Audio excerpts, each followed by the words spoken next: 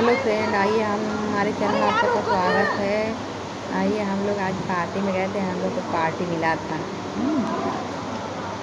हम लोग गए थे, देखिए नाश्ता वाश्ता किए, थोड़ा घूमे फिरे, उस वक्त फिर खाना खाने बैठ गए हम लोग। खाने में क्या बनाया? रसगुल्ला। रसगुल्ला तो सबको अच्छा लगता है, रसगुल्ला देख कर भी सबको मुँह में पानी आ जाता है। राइस चावल, राइस चावल खा ही रहता है। राइस चावल है, नहीं खाऊंगा। और काजू भी सब पड़ा है। ये सूखी सब्जी, ये छोला, ये पनीर की सब्ज़ी, पनीर मटर की सब्ज़ी।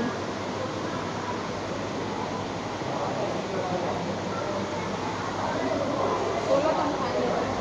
और देखो देखो देखो इनकी इनकी जरा बस उधर से उधर थाली वही थाली थाली देखिए खा थाली चुके थे।